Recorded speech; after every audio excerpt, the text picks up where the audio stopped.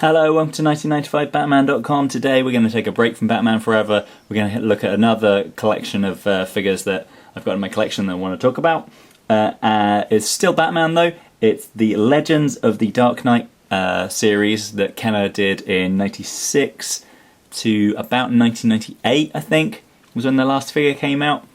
It's a fantastic line. If you were a comic book reader of Batman in the 90s, you will love this line because they are heavily influenced by the artwork of artists like Kelly Jones, kind of really exaggerated Batman figures where they're kind of hugely muscular, enormously long ears, just everything's kind of over the top about them. They're kind of an interesting kind of missing link between kind of like the action figures you had for kids and the kind of collectible figures that we have now.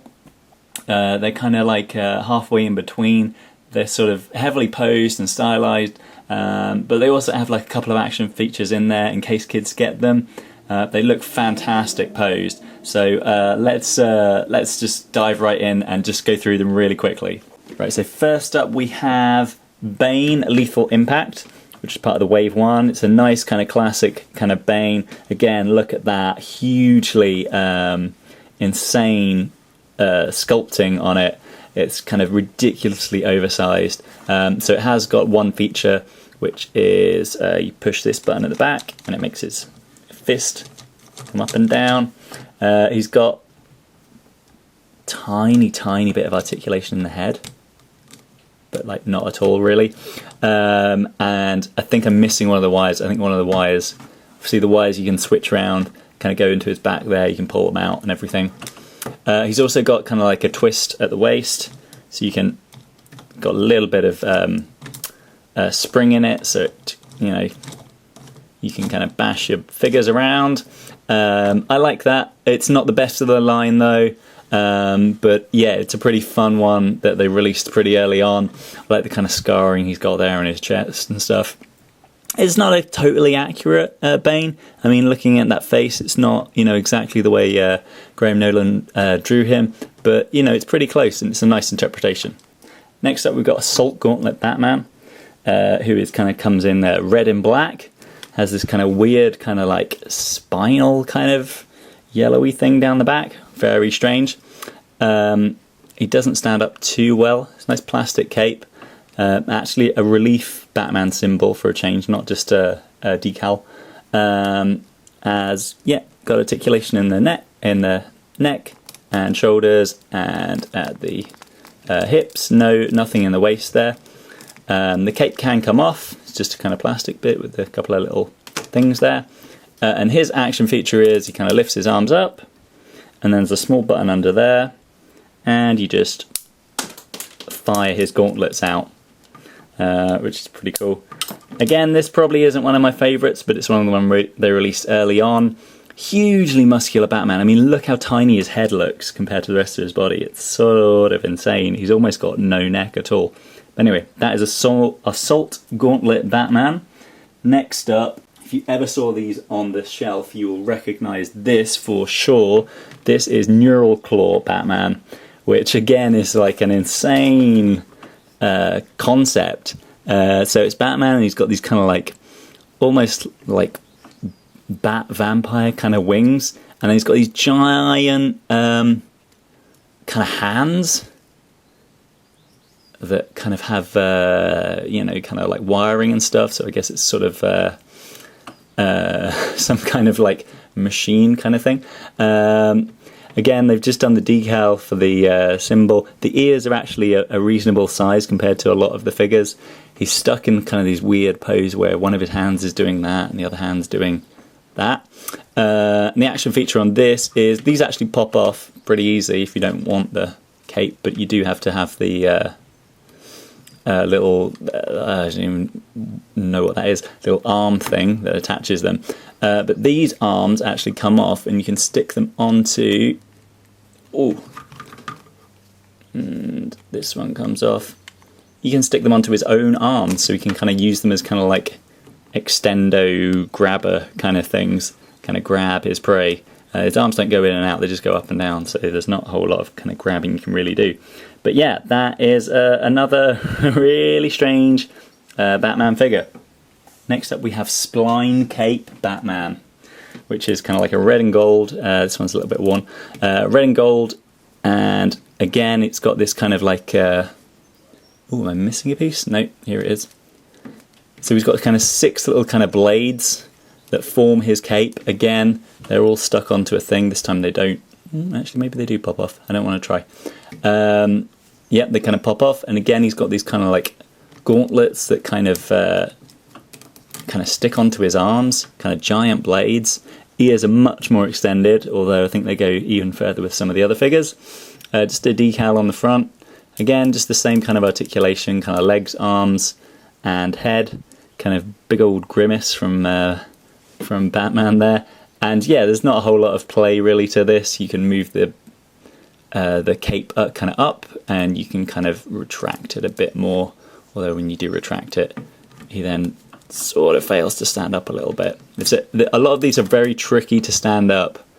Nope, there we go. There we go. It's not too bad. It's not too bad. So that is Spline Cape Batman. Next up we've got our first Robin. There were 2 Robins for this line. This is Dive Claw Robin, which is kind of like, I guess, kind of underwater kind of thing. I don't exactly know how exactly he's diving into anything. He hasn't got any kind of like mouthpiece on the front. But just comparing him to some of the Batmans, obviously he's pretty much in scale, maybe even a little bit taller than the Batman figures. He's got this kind of again kind of gauntlet thing that kind of attaches to his arm with kind of blades on it, and then he's also got this kind of giant kind of weird kind of almost wing-like cape. So if you bend him over a little bit, the cape is actually attached with this, which is a missile, and I think you pull or push or something down here. Maybe. Oh, yep, there you go. That fires that out. You kind of twist it down, and then the cape can actually come off. So that is your Dive Claw Robin. Let's keep going. There's a lot more. Next up is Scarecrow Twister Strike. Now, again, this was a big shelf warmer. You'll probably have seen this one on the shelf. Huge figure. Let me just get a Batman for scale. Just put him up against Spline Cape Batman. It's huge. Look at that. Humongous. That's one of the things they did for this line. Just made the villains just absolutely huge. And he's got a really weird kind of stance where, I don't know if you can see, but his feet kind of like bend inwards. They do go up and down. Yeah, so he's very difficult. He's got this huge scythe.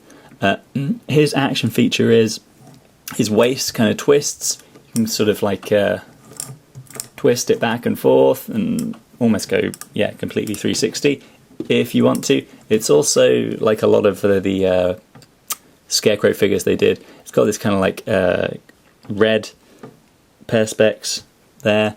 Kind of when you shine a light in will light up his eyes a little bit. It's got a little bit of articulation in the head. Yeah, this was I remember seeing this so much as a kid. Arms go up and down. That arm goes up and down, but there's not a whole lot of movement. I really like this. I think it's a fantastic sculpt. Just the kind of like pieces of wood here, always making him look like a proper scarecrow. That you'd have in a field. Yeah, I like this a lot. This is really fun. I think it almost, yeah, almost comes out, but doesn't quite. Yeah, so that is Twister Strike Scarecrow. Let's move on to Series 2.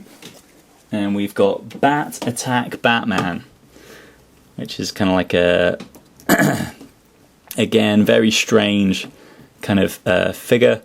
He's got kind of this helmet that kind of flips up and down, and this whole kind of like backpack, which you can actually take off. The wings go kind of like up and down. These legs go kind of up and down. And so let's just take this off. I think the idea is you can take this off. It clips around the waist there as well. And that's your kind of Batman on its own. And then you've also got sort of this weird kind of bat figure that can kind of, I don't know, help him out or something. Is it meant to be like a robot thing? I don't know. Kind of makes him look like a gargoyle. Not a huge fan of this one, but, you know, still, it's kind of fun. They did a Catwoman, which we'll get to in a sec, in a very similar style. So yeah, that is your Bat Attack Batman.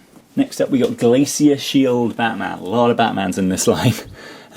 So he is kind of white and blue, and comes with this. There's more articulation in the arms here. The arms go up and down, and they also kind of bend at the wrist as well, although they don't twist, so you can't really do a whole lot apart from bring his arm kind of up to his chest. It comes with this weird kind of, I don't know what that is, an axe or something, that kind of fits into one arm. And then his, again, a lot of this line was about kind of cool capes and kind of weird kind of capes. This one, he's got kind of two kind of almost like angel wings that kind of flip out kind of either side, and you can kind of have them up or kind of close them up. And again, they're on, whoops, that comes off. Again, they're on kind of little supports here, so you can kind of bring them, kind of do a lot of posing and kind of get it just kind of right. He's got these very weird kind of shoulder pads here, which kind of a bit annoying because they actually sort of hinder where you can put the cape. But anyway, that is the Glacier Shield Batman. Next up, we got Panther, Prowl, Catwoman, which a lot, again, is, as I said, is a lot like the Bat Attack Batman. So you got a very, very thin Selina Kyle in there. Very unusual design. She's sort of like encased in this giant tiger, I guess. Sorry, Panther, obviously Panther Prowl. Yeah, very, very thin figure. If we just kind of pop her out, and pop that out, and take a look at the basic figure.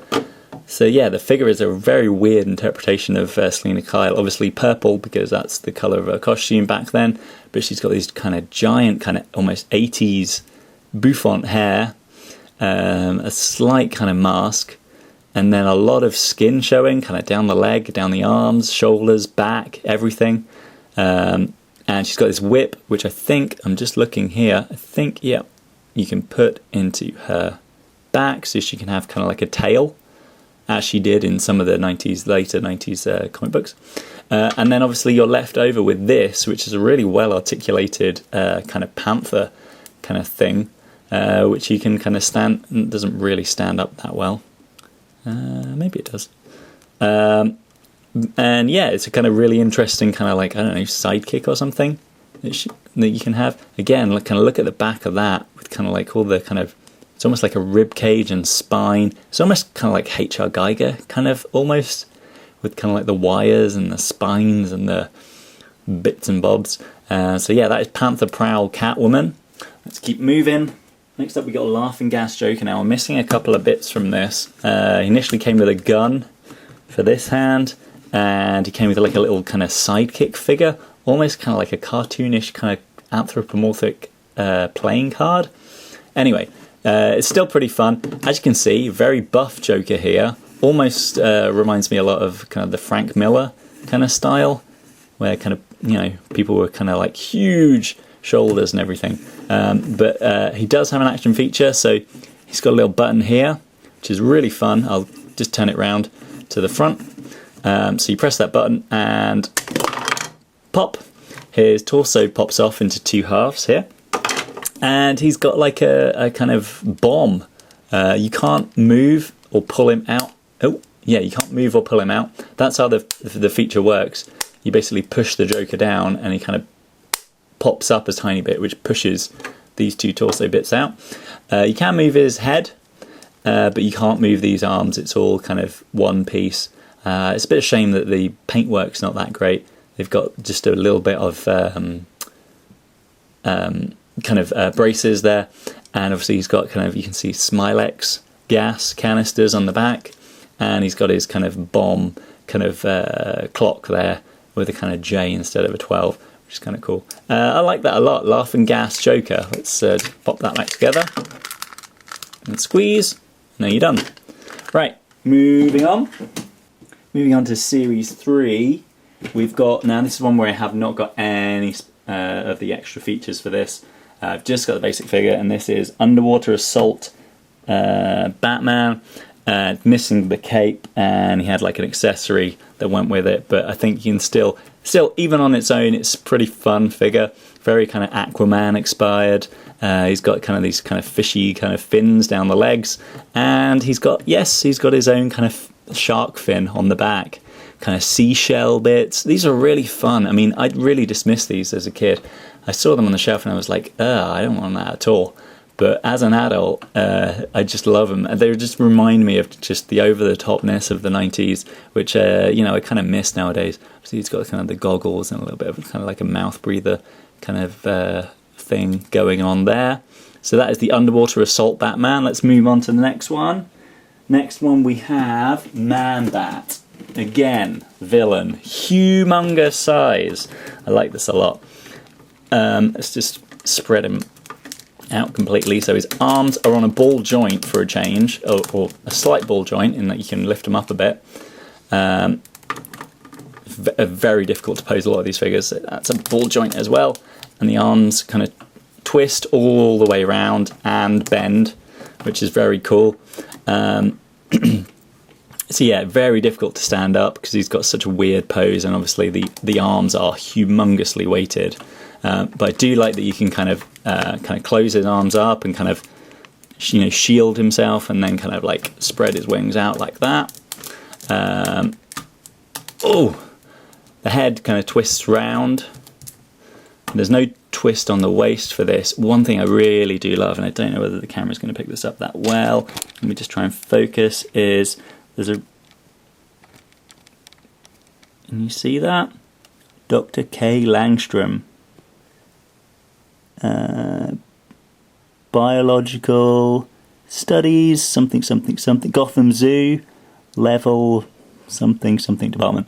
There's really detailed decal there, which I really appreciate. There's the back.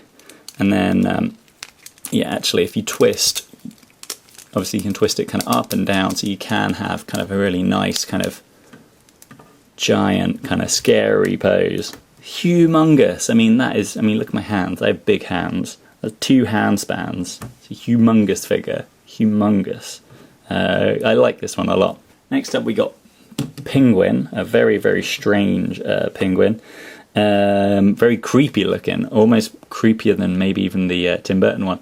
He's got kind of razor sharp teeth. He's got his monocle there. His head kind of turns just a little bit. His hat doesn't come off or anything. He's wearing this kind of suit, and I don't know whether the camera's picking this up, but it's kind of like birds stuck to him, which is really strange. The waist twists twists, and the arms go up and down. And this arm moves. Now, the reason this arm moves is he's got this thing on the back, kind of a weird kind of shield thing that you just pop off, leave a hole there, and you stick that into his walking stick, which again, just this whole line was so creepy. It's made out of kind of like bones. It's kind of like bird's skull there.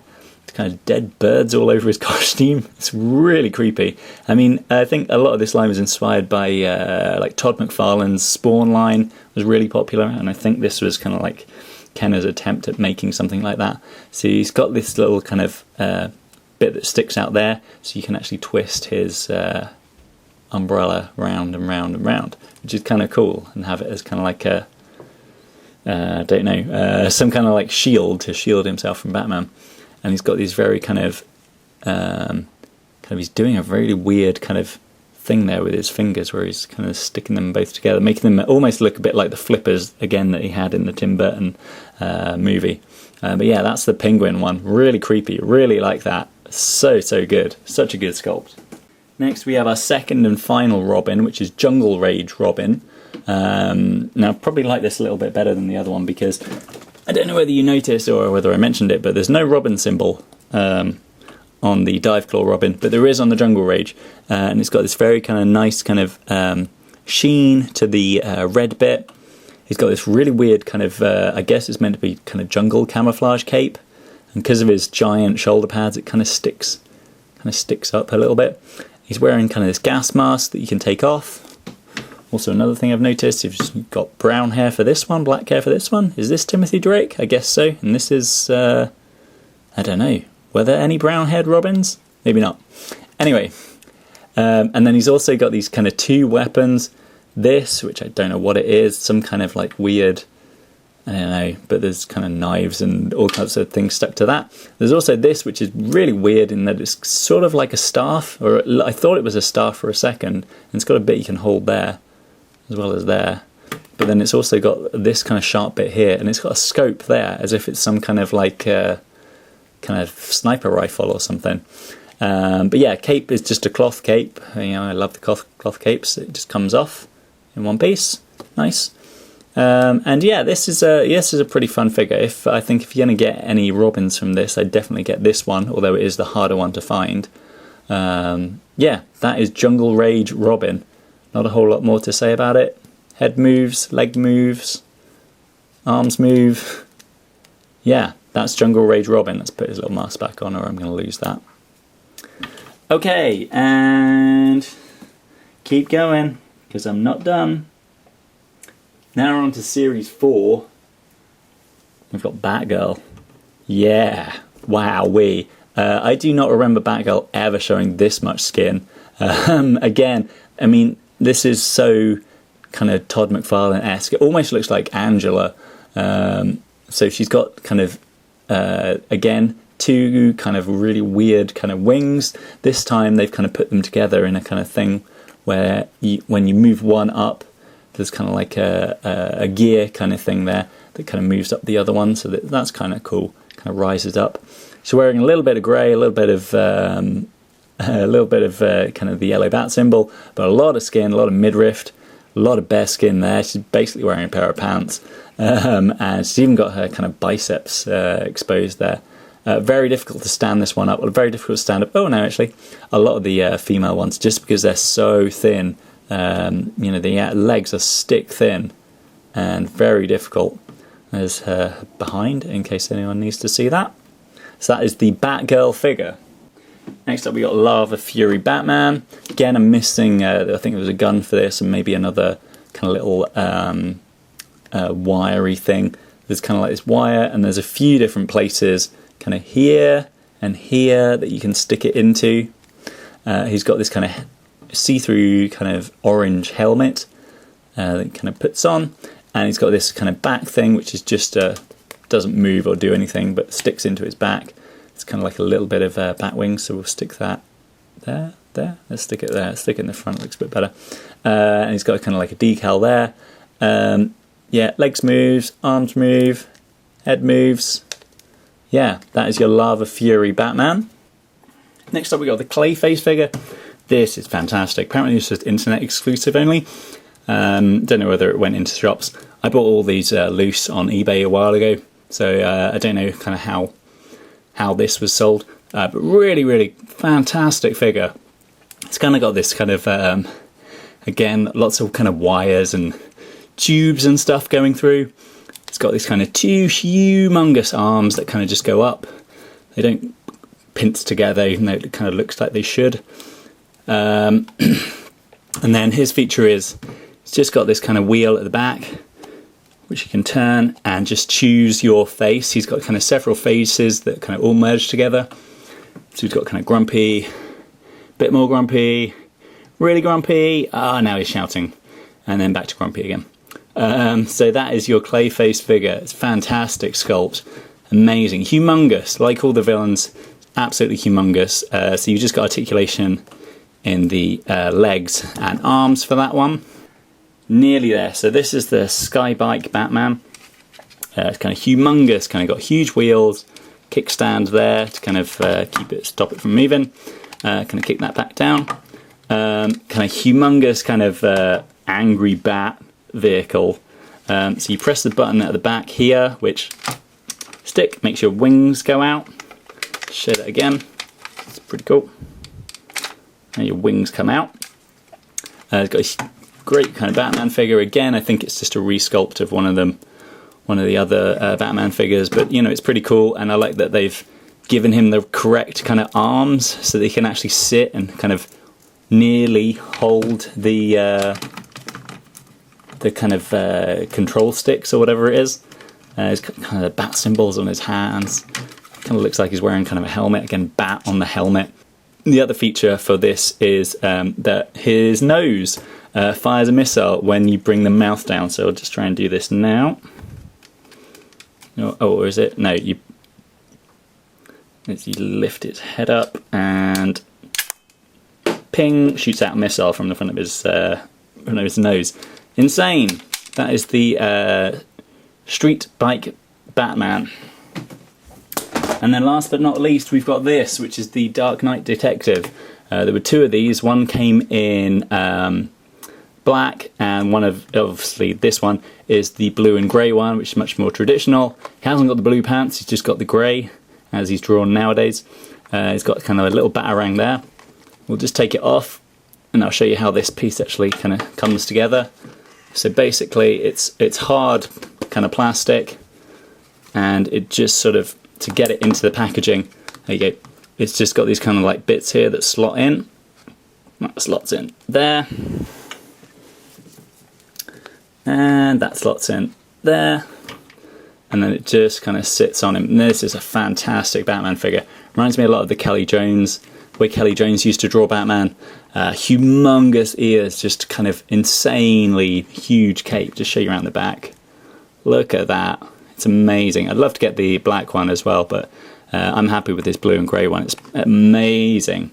So that is the Batman Legends of the Dark Knight collection from Kenner. It also got released in Britain as Legends of Batman, which is very confusing because there's also another series called Legends of Batman, where it's kind of like Batman in kind of like historical settings, but in a different kind of scale and a much different kind of style. So I don't know why Kenner did that in the UK, but anyway, that was that.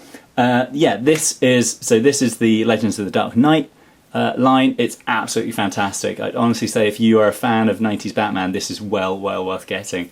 The figures themselves just pose really well, just because they're basically statues with maybe like one or two features. I really like the villains in particular. I'd say get this Batman, I'd say get the Jungle Rage Robin or the Diveclaw Robin, and then just get all the villains, because, you know, just look at them. You know, Clayface, Scarecrow, Bane, Catwoman, Joker, they're so well sculpted, and they've all got such insanely fun features to them. I really recommend these. Yeah, back to Batman Forever next time though.